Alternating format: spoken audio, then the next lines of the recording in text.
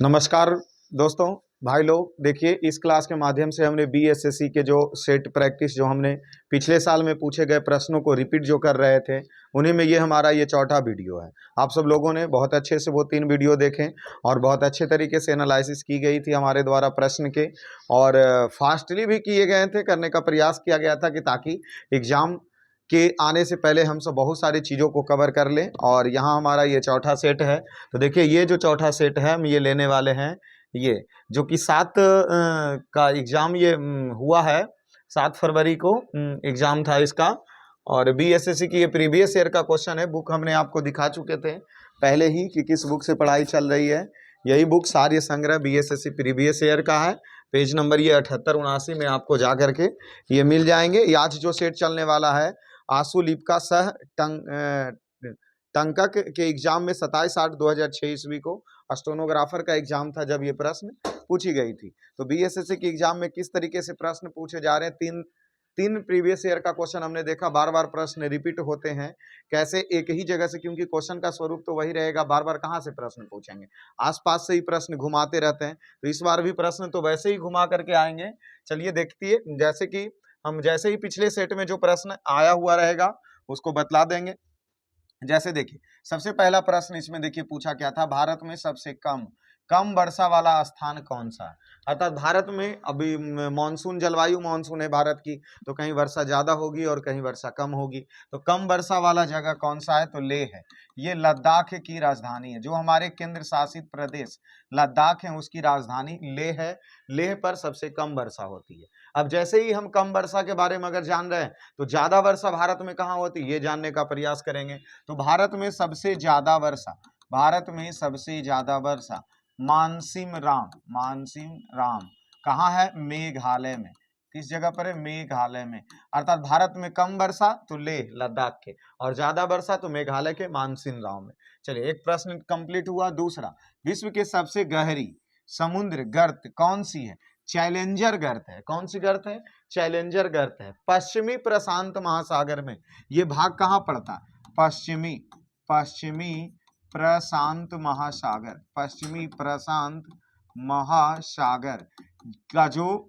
महासागर का जो मेरियाना गर्त है वहीं पर ये बिंदु पड़ते हैं। कौन से गर्त, चैलेंजर गर्त। तो यही प्रश्न है क्या, कि विश्व के सबसे गहरी समुद्र गर्त, तो चैलेंजर गर्त। कौन से गर्त, मैरियाना गर्त के बगल में, ठीक है। और कौन से सागर में, तो प्रशांत महासागर का पश्चिमी भाग में यह बिंदु पड़ता है। तीसरे प्रश्न पे आते हैं। ऑस्ट्रेलिया में स्थित कालगुरली किसके लिए प्रसिद्ध है, तो यह स्वर्ण उत्पादन के लिए प्रसिद्ध है। ऑस्ट्रेलिया का कालगुरली स्वर्ण उत्पादन, कौन सा उत्पादन, स्वर्ण उत्पादन के लिए प्रसिद्ध है। भारत में स्वर्ण उत्पादन जो किस राज्य में होती है, तो वो होगा क्या, कर्नाटक। कौन से राज्य, कर्नाटक में। कर्नाटक का कोलार है जो फेमस है। कर्नाटक का कौन सा जगह, कोलार है जो सोना के लिए फेमस है, ठीक है। अगले प्रश्न पे आते हैं। तीसरे प्रश्न नहीं, चौथे, थारू लोग का निवासी स्थान कहाँ है। अर्थात भारत में नेपाल और उत्तर प्रदेश के सीमा के आसपास में थारू लोग निवास करते हैं। तो इसका आंसर क्या चला जाएगा, उत्तर प्रदेश। अब ये थारू, अब इसे थार मरुस्थल, तो थार मरुस्थल भारत के अर्थात राजस्थान के पश्चिमी भाग में कौन से मरुस्थल, थार मरुस्थल। ये थार मत समझ लीजिएगा, ये थारू जनजाति के लोग के बारे में बोल रहा है, ठीक है ना। तो थारू लोग कहाँ निवास करेंगे, उत्तर प्रदेश। थार मरुस्थल तो राजस्थान का पश्चिमी भाग। राजस्थान की एकमात्र नदी लूनी। राजस्थान में कौन से अवशिष्ट पर्वत, तो अरावली की सबसे ऊंची चोटी गुरु शिखर, ठीक है। ये सब राजस्थान के प्रश्न आपको याद रखना है। अगले प्रश्न आते हैं। हजारी, कौन सी बोल रहा, हजीरा उर्वरक कारखाना किस पर आधारित है, तो हजीरा है वो प्राकृतिक गैस, जैसे सीएनजी, एलपीजी वगैरह जो गैस है, compressed natural gas, liquid petroleum gas, जो एलपीजी का फुल फॉर्म हुआ। वह जो हजीरा उर्वरक कारखाना किस पर आधारित है, तो प्राकृतिक गैस पे आधारित है। अगले प्रश्न आते हैं। अगले प्रश्न देखिए क्या पूछ रहा, नागा अर्जुन सागर बांध किस नदी पर है। तो देखिए, नागा अर्जुन सागर बांध कृष्णा नदी पर है, तेलंगाना में है, ठीक है। तेलंगाना में है। चलिए ये तो प्रश्न पूछ दिया। अब इससे आते हैं क्या, भारत के सबसे बड़े बांध, सबसे बड़े बांध। चलिए पहले ऊंचा ले लीजिए, भारत का सबसे ऊंचा बांध तो टिहरी बांध। कौन बांध, टिहरी बांध। किस नदी पर है, तो भागीरथी नदी पर है। कौन नदी पर, भागीरथी नदी पर। भारत का सबसे लंबा बांध, भारत का सबसे कौन सा बांध, लंबा बांध, हीराकुंड बांध, हीराकुंड बांध। ठीक है, उसके बाद भारत का सबसे पुराना बांध, तो पुराना बांध पहले आप ये बता दीजिए, टिहरी बांध किस नदी पर, भागीरथी नदी पर। ये किस राज्य में, तो उत्तराखंड में। किस राज्य में, उत्तराखंड में। लंबा बांध हीराकुंड बांध किस नदी पर, महानदी पर। किस राज्य में, ओडिशा में। किस राज्य में, ओडिशा में। उसी प्रकार पुराना बांध जो है वो किस राज्य में है, तो यह तमिलनाडु। कौन से नाडु, तमिलनाडु में है। भारत का सबसे पुराना बांध किस राज्य में, तमिलनाडु राज्य में। कौन से बांध है, जो कल्लनई बांध है, जो भारत का सबसे पुराना बांध है। तो ये हमारा बांध से संबंधित हो गए। भारत, बांध को किसने कहा कि यह भारत का मंदिर है, तो पंडित जवाहरलाल नेहरू के द्वारा कही गई। क्यों कही गई थी, क्योंकि जिस समय हमारी आजादी मिली थी उस समय आत्मनिर्भर भारत बनाने के लिए क्या किया गया था कि नदी पर बांध बनाई गई थी और उस बांध को बहुउद्देशीय परियोजना के उद्देश्य से बनाया गया था। क्यों बनाया गया था, क्योंकि अगर हम अपने नदी पर क्या करते हैं, यहाँ बांध अगर बनाते हैं तो इस बांध को बनाने से फायदा क्या था कि जैसे ही बांध अगर बनेगी तो वहां बिजली का उत्पादन होगा और कृषि के क्षेत्र में बढ़ावा मिलेंगे, क्योंकि बांध के किनारे से नहर निकलेगी और नहर गांव-गांव तक जाएगा और वही नहर के ऊपर सड़क भी उस गांव की ओर चला जाएगा। इसलिए पंडित जवाहरलाल नेहरू ने कहा था बांध को भारत का मंदिर। ये कथन किनका था, पंडित जवाहरलाल नेहरू का था। तो चलिए यहां तक हम सबने कंप्लीट किया ये प्रश्न। अभी आते हैं अगले प्रश्न की ओर। अगले प्रश्न देखिए क्या कह रहा है अगला प्रश्न, राष्ट्रीय ग्रामीण विकास संस्थान कहाँ स्थित है, तो हैदराबाद में। कहाँ है, राष्ट्रीय ग्रामीण विकास संस्थान हैदराबाद में है। चलिए अगले प्रश्न आते हैं, भारत के किस खनिज का उत्पादन में आत्मनिर्भर है। कहने का मतलब भारत कौन से खनिज है जो जिस पर किसी दूसरे देश से आयात नहीं करते हैं, ना ही मतलब आयात बोले तो खरीदते नहीं है। ठीक है, तो वो है कौन सा, ग्रेफाइट। कौन सा, ग्रेफाइट। ग्रेफाइट मात्र एक ऐसा अधातु है जो विद्युत का क्या होता, विद्युत का क्या होते हैं, सुचालक होते हैं, सुचालक होते हैं। बैटरी में भी ग्रेफाइट का प्रयोग किया जाता है। ठीक है, चलिए अभी ग्रेफाइट के नाम सुनते ही हमारे दिमाग में कोयला आना चाहिए। तो कोयला का सबसे ज्यादा उत्पादक राज्य झारखंड।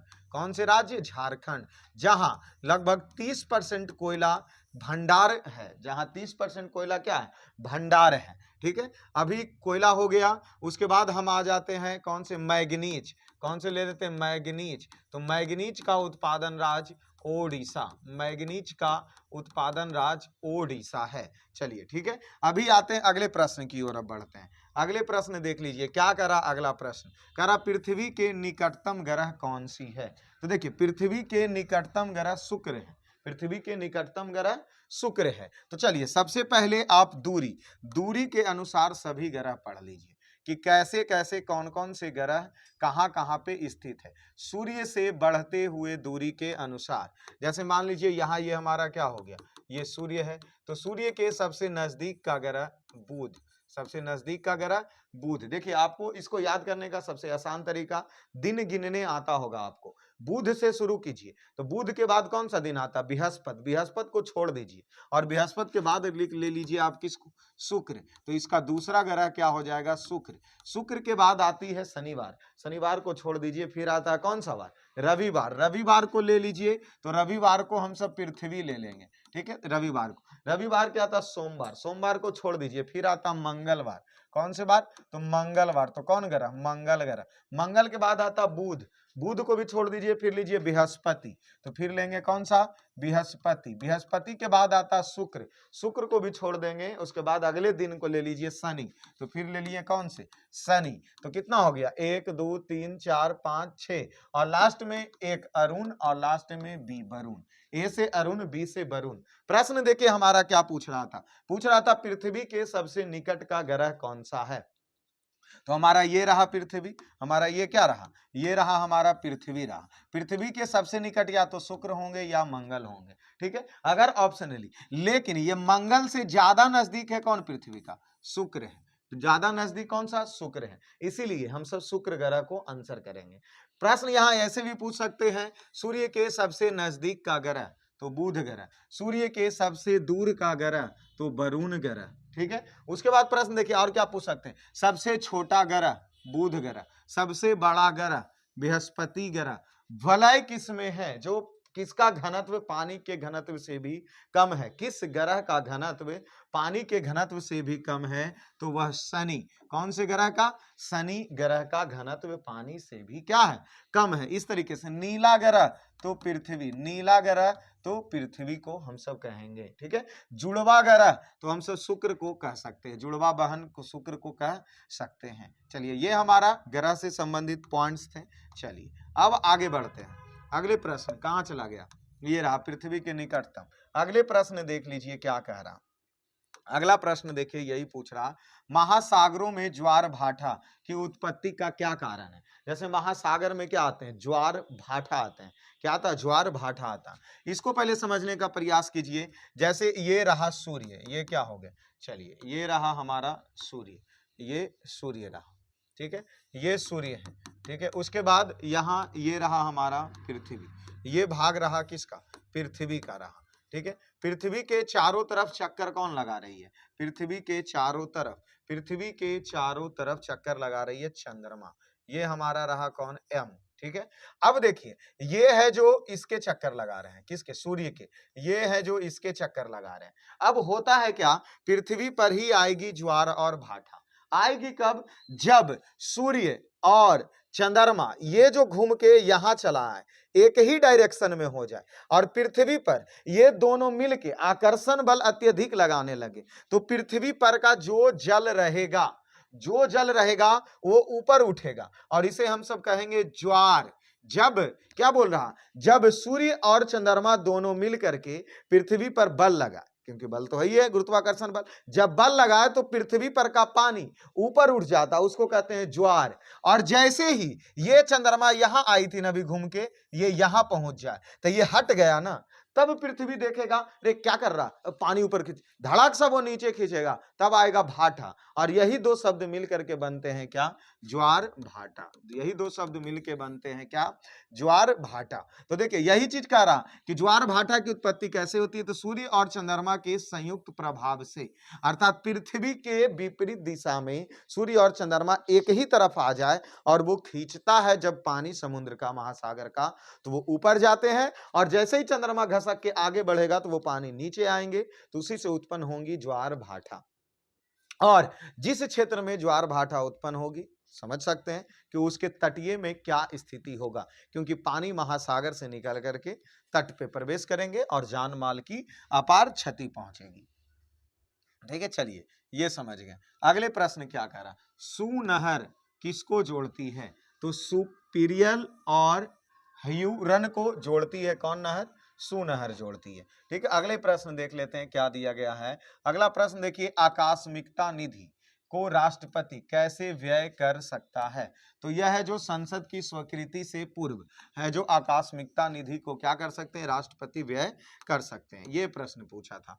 और आगे बढ़ते हैं प्रश्नों की ओर। योजना आयोग का उपाध्यक्ष किसके समक्ष होते हैं? तो देखिए, जो योजना आयोग का उपाध्यक्ष एक बनते हैं, वह कैबिनेट मंत्री में से एक बनते हैं, ठीक है। अब आते हैं योजना आयोग पर। तो योजना आयोग की स्थापना 1900 कितने ईस्वी में हुई? 50 ईस्वी में हुई, ठीक है। इसके अध्यक्ष कौन होते हैं? प्रधानमंत्री होते हैं। प्रथम योजना आयोग के अध्यक्ष कौन थे? पंडित जवाहरलाल नेहरू थे। योजना आयोग, अभी तक टोटल कितनी योजना आयोग चली है? 12 योजना आयोग चल चुकी है। ठीक है, अब योजना आयोग को जो 2015 ईस्वी में 1 जनवरी, कै जनवरी 1 जनवरी 1915 ईस्वी को योजना आयोग को बदल दिया गया नीति आयोग में, और नीति आयोग में बदल दिया गया। नीति आयोग का भी अध्यक्ष प्रधानमंत्री ही होगा और उपाध्यक्ष उसके कौन होंगे? कैबिनेट मंत्री। अब देखिए, नीति आयोग का प्रथम अध्यक्ष बोले तो 2015 में कौन? नरेंद्र मोदी। कौन से अध्यक्ष? नरेंद्र मोदी जी हमारे थे, उस समय के अध्यक्ष थे। ठीक है, अभी देखिए हम क्या बताएं कि टोटल 12 टोटल योजना आयोग बन चुके हैं, और 12 का आपके ईस्वी याद करना होगा। क्यों? क्योंकि अभी जो हमने फर्स्ट जो सेट दिया था उसमें हमसे पूछा था 9वीं पंचवर्षीय योजना का शुरुआत कब हुई, ऐसे भी प्रश्न पूछे थे, इसीलिए हमें वो याद करना होगा। तो चलिए उसको याद करते हैं। देखिए, सबसे पहले पंचवर्षीय योजना गठन तो 50 में हुई, लेकिन 51 से चलना शुरू हुआ। तो पहला 51 से 56, दूसरा 56 से 61, तीसरा 61 से 66। ये पहले 3 पंचवर्षीय योजना आप याद कर लीजिए। ठीक है, उसके बाद 67-68 गैप है, तो 69 से 74। ठीक है, फिर 74 से बना 79 तक, लेकिन ये चला नहीं, चला 78 तक ही। ठीक है, तो 3 दू कितना हो गया? 5 हो गया। फिर आते हैं 80 से, तो 80 से चला कितना?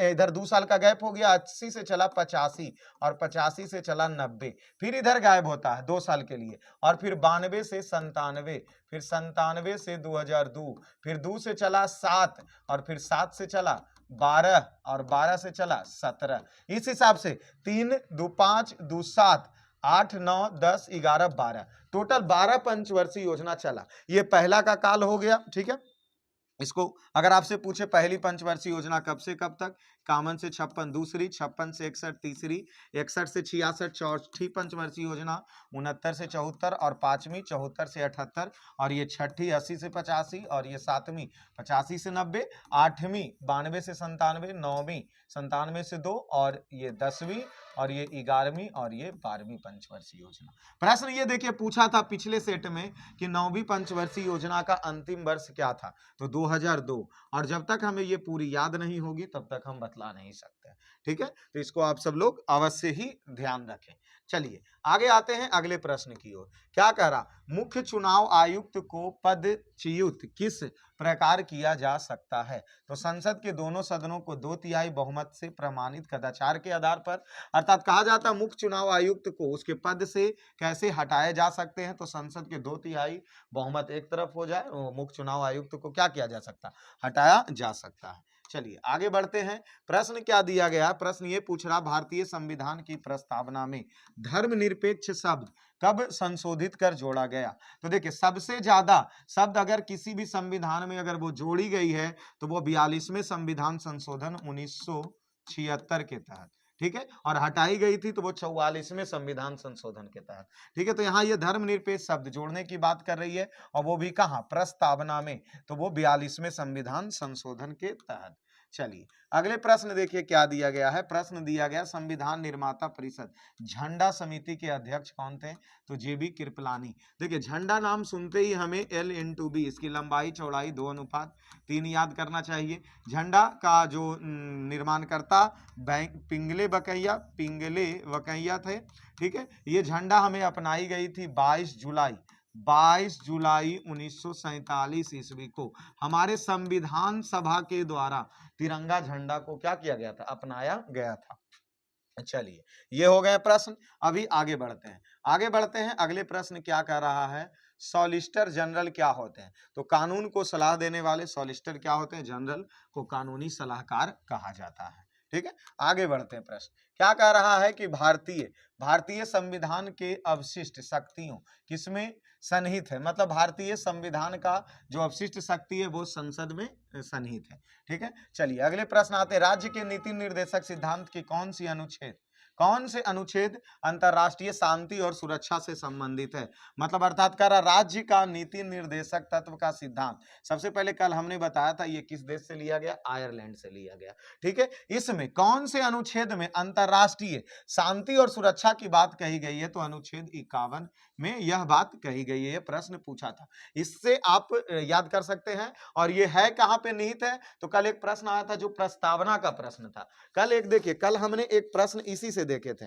जो कि प्रश्न हमें आयरलैंड मतलब अर्थात इसी से पूछा था। प्रश्न क्या था? राज्य के नीति निर्देशक तत्व प्रत्यक्ष किससे संबंधित है? राज्य के नीति निर्देशक तत्व प्रत्यक्षतः किससे संबंधित है? तो प्रस्तावना से। कल हमने एक प्रश्न ये किया था और वहां भी बताया था कि ये लिया गया आयरलैंड से, और इसमें अंतरराष्ट्रीय शांति सुरक्षा अनुच्छेद 51। चलिए आगे आते हैं, अगले प्रश्न पे आते हैं। केंद्र सरकार राज्य को निर्देश किस सूची में जारी कर सकती है? तो तीनों सूची, अर्थात ये सूची की बात है जो सूची अर्थात केंद्र और राज्य के बीच में शक्तियों के विभाजन के लिए 3 सूचियां बनाई गई थी, और उसमें से एक राज्य सूची, संघ सूची और समवर्ती सूची थे। और यही प्रश्न पूछ रहा, केंद्र सरकार जो किस सूची में बना सकती है कानून नियम? तो वह तीनों सूची में बनाएंगे। ठीक है, चलिए भारतीय संसद का संयुक्त अधिवेशन कब भारतीय संसद का संयुक्त अधिवेशन कौन बुला सकता? मतलब सभी लोग को बैठक कौन बुला सकता है? तो हमारे राष्ट्रपति हैं जो बुला सकते हैं, और अभी वर्तमान राष्ट्रपति द्रौपदी मुर्मू। ठीक है, अवमूलन का अर्थ क्या होता है? अवमूलन सोने के संदर्भ में मुद्रा मूल्य में कमी। अवमूलन मींस कमी हो रहा, किसके संदर्भ में? सोने के संदर्भ में। सोना जो हमारे धातु के संदर्भ में मूल्य में क्या कमी होगी, उसी को हम सब अवमूलन कहेंगे। चलिए आगे क्या करा, बंद अर्थव्यवस्था से आप क्या समझते हैं? अर्थात बंद जब अर्थव्यवस्था से हम यही समझेंगे कि ना तो हम किसी देश को कोई वस्तु बेच रहे हैं और ना ही किसी वस्तु किसी देश से कोई खरीद रहे हैं। अर्थात बेचना तो वो हमारे लिए निर्यात हुआ और खरीदना हमारे लिए आयात हुआ। ठीक है, ठीक है। अब इसमें देखिए बंद क्या पूछा? बंद अर्थव्यवस्था, अर्थात हम ना तो वस्तु किसी देश से खरीद रहे हैं और ना ही किसी देश को वस्तु बेच रहे हैं, इसी को हम सब बोलेंगे क्या? बंद अर्थव्यवस्था। अर्थात कहने का मतलब ये हो रहा कि अपने देश, कोई भी देश जब अपने ऊपर आत्मनिर्भरता बढ़ाने के लिए वो किसी दूसरे देश से व्यापार नहीं करता, और वही नियम उसके लिए क्या कहलाएगा? बंद अर्थव्यवस्था कहलाएगा। ठीक है, चलिए आगे आते हैं। क्या प्रश्न दिया? प्रश्न ये पूछ रहा, विश्व कृषि एवं खाद्य संगठन की स्थापना कब हुई? 1945। कौन सा कर प्रत्यक्ष कर है? आयकर। क्यों? ऑप्शनली ये लिया गया होगा। ठीक है, बहुत सारे प्रत्यक्ष कर हैं, प्रत्यक्ष कर बहुत सारे हैं। आयकर जैसे टैक्स वगैरह क्या ली जाती है? तो प्रत्यक्ष रूप से ली जाती है। ठीक है ना। अभी आते हैं कोलार। देखिए ये प्रश्न ऊपर ही हमने देखा था, एक कोलार स्वर्ण खादान किस राज्य में है? तो कर्नाटक, क्योंकि भारत में सोने का सबसे ज्यादा उत्पादित राज्य कर्नाटक है, और वो फेमस है कौन सा? कोलार स्वर्ण खादान। ठीक है, आगे आते हैं, अगले प्रश्न की ओर आते हैं। अगले प्रश्न देखिए क्या कह रहा, भारत में कौन सा विनिर्माण उद्योग सर्वाधिक रोजगार प्रदान करती है? सर कहने का मतलब कि सबसे ज्यादा मजदूर लोग किस में जात करके काम करते हैं? तो आप समझ रहे हैं कि गुजरात, सूरत जैसे राज्यों में जो वस्त्र, सूती वस्त्र के फैक्ट्री है, फैक्ट्री में सबसे ज्यादा मिल मजदूर अर्थात मजदूर लोग काम करते हैं, और यही सूती वस्त्र उद्योग के क्षेत्र में। ठीक है, अगले प्रश्न आते हैं। क्या दिया गया? सिन्वेट किससे संबंधित है? संबंधित है तो परोक्ष कर की दर से। चलिए ये प्रश्न काफी पुराना हो चुके हैं, इस पे बहस नहीं कर सकते हैं। चलिए आगे आते हैं इस प्रश्न पे। गंगा का उत्तरी मैदान बिहार के कितने क्षेत्रफल पर विस्तृत है? अर्थात ये स्पेशल बिहार के प्रश्न, और बिहार के या कितने क्षेत्रफल पे है? तो कितना हो गया? 56,980 वर्ग किलोमीटर। गंगा का जो मैदान है वो कहाँ फैले हुए हैं? बिहार में फैले हुए हैं। अभी सेट को थोड़ा फास्टली खींचना होगा, नहीं तो अगर अगले वीडियो में अगर बिहार से संबंधित कोई भी प्रश्न आए तो उसको लंबा खींच देंगे। अभी थोड़ा और क्लास चलना बाकी है। ठीक है, तो चलिए गंगा के मैदान, वैसे गंगा के मैदान क्षेत्र और उधर राजस्थान के मैदान के क्षेत्र को अरावली पर्वत है जो बीच से विभाजित करती है, और इस तरफ अर्थात भारत के आप जहां गंगा नदी निकलती है उत्तराखंड से निकल करके उत्तर प्रदेश होते हुए बिहार और पश्चिम बंगाल होते हुए जो झारखंड में जाती है, उसी के ऊपर और नीचे के भाग को गंगा का मैदानी भाग कहा जाता है। इसका डीपली क्लास भी लिया गया इसी चैनल पे। आप गंगा के मैदान को 4 भागों में बांट करके वहां हमने मतलब उत्तर भारत का विशाल मैदान को हमने 4 भागों में बांट करके देखा था। एक राजस्थान का मैदान, दूसरा पंजाब का मैदान, तीसरा गंगा का मैदान, और चौथा ब्रह्मपुत्र का मैदान। वहां पूरे डीपली क्लास ली गई है। अगर आप सब लोग चाहें तो मतलब वो क्लास आप देख लें, आपके लिए काफी फायदेमंद साबित होंगे। और अभी फिर भी उसको खींचे, कितना खींचे इसमें। चलिए ठीक है, आगे बढ़ते हैं क्योंकि सेट कंप्लीट करना है क्या? पट्स किस प्रकार की स्थलाकृति को कहते हैं? तो स्मार्ट चोटी के पठार को क्या कहा जाता? पट्स कहा जाता। अब जैसे चोटी के पठार, तो सबसे ऊंचा पठार लद्दाख के पठार, जो लद्दाख पर्वत श्रेणी से सटा हुआ है। अभी अरावली के जस्ट बगल में हम सब चले आए तो मालाबार की पठार मिलेंगे, ठीक है ना। और कर्नाटक तमिलनाडु की बात अगर पूछे कि कौन सी पठार पे, तो मैसूर के पठार पर स्थित है। अब झारखंड पूछ दे तो छोटा नागपुर का पठार पे स्थित है, ठीक है ना। चलिए अभी आते हैं अगले प्रश्न। उड़ीसा राज्य बिहार से कब पृथक किया गया? मतलब चीजों को हर जगह पे एक क्वेश्चन में खींचना पड़ेगा लंबा, ठीक है ना। अब है क्या कि अभी क्लास चैनल यूं ही परिवार अपना खड़ा होना शुरू हुआ है। अब अगर अभी से ही हम सब लॉन्ग क्लास अगर लेते हैं तो शायद में भी आप सबको लगे ऐसा कि प्रॉब्लम हो सकते हैं, हमें ऐसा लगता है। इसीलिए चीजों को शॉर्ट करके बतलाने का मतलब सेट को कंप्लीट करने का प्रयास किया जा रहा कम समयों में, क्योंकि आप सब लोग सेट कंप्लीट करने के उद्देश्य से इस चैनल पे पहुंचे हैं, ठीक है। तो अब जैसा अगर हो कि नहीं सर अभी मतलब क्लास को लंबा ही खींचना है तो और लंबा हम खींच सकते हैं, क्योंकि एक प्रश्न पे 3 से 4 मिनट बहस चल सकती है हमारे और आपके बीच में काफी अच्छे से। तो वो भी समय हमारे आएंगे एक जब एकदम बिंदास क्लास को खींचा जाएगा, ठीक है। उड़ीसा से बिहार कब अलग हुआ? 1936 ईस्वी में। अब इसमें भी 5 प्रश्न छुपे हैं। सबसे पहले बिहार बंगाल से अलग हुआ 1912 ईस्वी में। बिहार उड़ीसा अलग हुआ 1936 ईस्वी में। बिहार से झारखंड अलग हुआ 2002 ईस्वी में। 15 नवंबर 2002 ईस्वी नहीं सॉरी 15 नवंबर पूरी 2000 ईस्वी में बिहार से कौन अलग हुआ? झारखंड अलग हुआ। उसी समय 2000 ईस्वी में 3 राज्य अलग हुए, क्या बोले थे खंड, 2 खंड और 1 गढ़। जैसे एक खंड हो गया झारखंड, दूसरा खंड हो गया उत्तराखंड और तीसरा हो गया छत्तीसगढ़। गढ़ अलग हुए, तो ये सब 2000 ईस्वी में ही हुए थे। अभी उसमें भी और लंबा चलना। चलिए तो फिर भी उसको नहीं छोड़ करके सेट को कंप्लीट करते हैं। बिहार में किसान सभा का गठन कब हुआ? तो 4 मार्च 1928 ईस्वी में औपचारिक रूप से बिहार में किसान सभा का क्या हुआ? गठन हुआ। चलिए आगे प्रश्न आते हैं। अगले प्रश्न देखिए क्या पूछा, बहुत अच्छे प्रश्न पूछे हैं। इससे तो एक प्रश्न हर सेट में ही नजर आता है। बोला जा रहा 1857 के विद्रोह के समय ब्रिटिश के प्रधानमंत्री कौन थे? पामस्टन। कौन थे? पामस्टन। अब देखिए 1857 की क्रांति की शुरुआत सबसे पहले मेरठ से हुई, ये हमने पिछले सेट में पूछा। उसके पिछले सेट में क्या पूछा कि 1857 की क्रांति से कानपुर से कौन भाग लिए थे? तो नाना साहेब। अभी ये तीसरा प्रश्न पूछ दिया। वहां भी हमने रिपीट किया था कि 1857 की क्रांति से बिहार से कौन भाग लिए थे? वीर कुंवर सिंह। और भी बहुत सारे प्रश्न जैसे जैसे आता जाएगा कंप्लीट करते जाएंगे। क्या करा? नेहरू राष्ट्रभक्त, जबकि जिन्ना राजनीतिक थे। मतलब कह रहा है कि नेहरू है जो राष्ट्रभक्त थे, लेकिन मोहम्मद अली जिन्ना जो है वो राजनीतिक है। यह कथन किसका था? मौलाना आजाद का। ठीक है आगे बढ़ते हैं। अगले प्रश्न आते हैं, गांधी के पास आते हैं। क्या पूछा? महात्मा गांधी राम राज्य का युगल सिद्धांत कौन सा था? तो सत्य और अहिंसा पर ही इन्होंने पूरा राम राज्य, पूरे अपने अखंड भारत में अपना पहचान बना लिए थे। किस पे? मात्र नारा सत्य और अहिंसा के रास्ते पे। महात्मा गांधी को अर्धनंगा फकीर पिछले सेट में पूछा, विंस्टन चर्चिल। महात्मा गांधी को और भी वो उपनाम से हम सब लोगों ने जाने थे। जैसे महात्मा गांधी को महात्मा किसने कहा? तो रविन्द्रनाथ ठाकुर। ठीक है अभी रविन्द्रनाथ टैगोर राष्ट्रपिता और बापू किसने कहा? तो सुभाष चंद्र बोस ने कहा। अर्धनंगा फकीर विंस्टन चर्चिल ने कहा। कब कहा? वो कहानी हमने आपको बताया थे कि दूसरे गोलमेज सम्मेलन के दौरान। तीनों गोलमेज सम्मेलन में भाग लेने वाला व्यक्ति तो भीमराव अंबेडकर। दूसरे गोलमेज सम्मेलन में महात्मा गांधी ने कांग्रेस की तरफ से भाग लिया। सरोजनी नायडू भी दूसरे गोलमेज सम्मेलन में भाग लिए थे। ठीक है चलिए आगे पढ़ते हैं। क्या पूछ रहा? बहिष्कृत भारत पत्रिका, बहिष्कृत भारत कौन? तो बी आर अम्बेडकर, भीमराव अंबेडकर। वही संविधान के जन्मदाता कर्मदाता कौन? बहिष्कृत भारत भीमराव अंबेडकर। ठीक है आगे आते हैं। अगले प्रश्न क्या? हिंदुस्तान सोसाइटी रिपब्लिक एसोसिएशन की स्थापना चंद्रशेखर आजाद के द्वारा की गई थी। और उसके बाद आते हैं, विदेश में प्रथम स्वतंत्र भारतीय सरकार की स्थापना किसने किया? राजा महेंद्र लाल सिंह के द्वारा की गई। ठीक है और क्या प्रश्न दिया है? भारतीय राष्ट्रीय कांग्रेस का लाहौर अधिवेशन कब हुआ? 1929 ईस्वी में। लाहौर अधिवेशन कब? 1929 ईस्वी में। ऐसा करते हैं हम सब सेट को यहीं पे रोकते हैं। इस सेट को हम 2 क्लास में लेंगे। क्यों?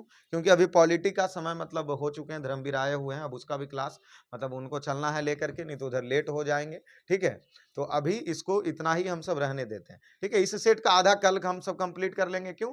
क्योंकि अभी यहाँ से हम मतलब देख रहे हैं हर जगह पे हमें बोल के निकलना पड़ रहा है, क्योंकि वहां पे अभी बहुत डीपली जाना है। ठीक है ना। तो आप सब लोगों का अगर आशीर्वाद और प्यार हमारे ऊपर भी हो तो इस परिवार को छोटे से हम सब बहुत बड़ा कर सकते हैं। और जितने भी नॉलेज जानकारियां हम सबको है वो सभी जानकारियाँ आपको अवश्य दी जाएगी। चलिए ठीक है, तो धन्यवाद हमारे तरफ से इतने देर हमारे क्लास में जुड़े रहने के लिए। तो पॉलिटी का क्लास में भी आप सब लोग काफ़ी जुड़े रहिए और जल्द से जल्द अपने परिवार को बड़ा कीजिए कि ताकि आप सभी लोगों को सामने हमें लाइव आकर के मौका मिल सके एक छोटे से भाई के नाते, क्योंकि अगर हमारे पास कुछ नॉलेज है तो उसको शेयर करने से ही वो नॉलेज बढ़ेगी। तो धन्यवाद।